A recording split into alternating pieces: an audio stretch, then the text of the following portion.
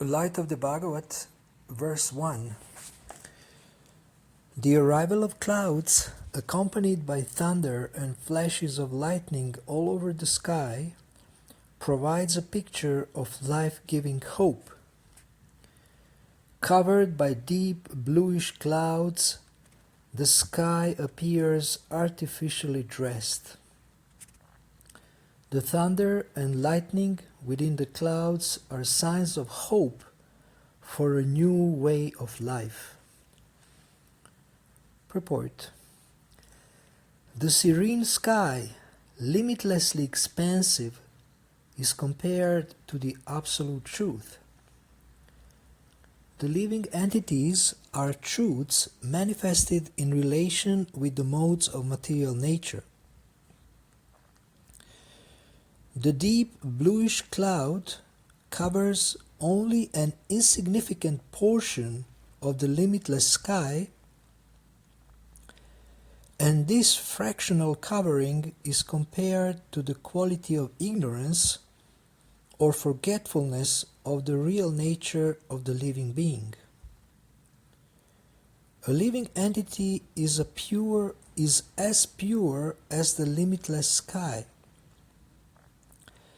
He becomes covered by the cloud of forgetfulness, however, in his tendency for enjoying the material world.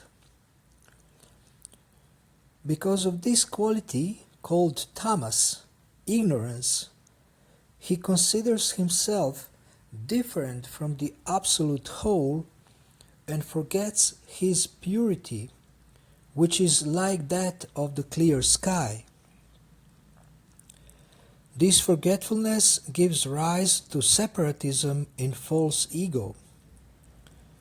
Thus, the forgetful living entities, individually and collectively, make sounds like thundering clouds.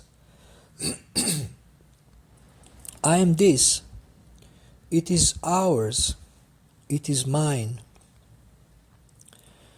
This mood of false separatism is called the quality of rajas, and it gives rise to a creative force for separate lordship over the mode of tamas. The flash of lightning is the only beam of hope that can lead one to the path of knowledge, and therefore it is compared to the mode of sattva or goodness. The limitless sky, or the all-pervading absolute truth, Brahman, is non-different from the covered portion of the sky, but simultaneously the whole sky is different from the fractional portion that is liable to be covered by the dark cloud. The cloud, accompanied by thunder and lightning, cannot possibly cover the limitless sky.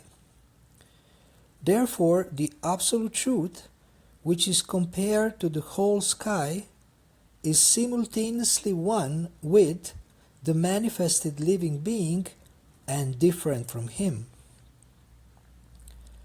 The living being is only a sample of the absolute truth and is prone to be covered by the circumstantial cloud of ignorance. There are two parties of philosophers, generally known as the monists and the dualists.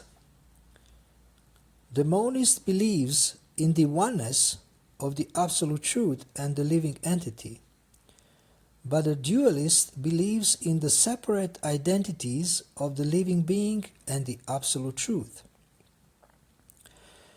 Above these two classes of philosophers is the philosophy of Achintya Bheda Bheda Tattva, or the truth of simultaneous oneness and difference. This philosophy was propounded by Lord Sri Chaitanya Mahaprabhu in his explanation of the Vedanta Sutras.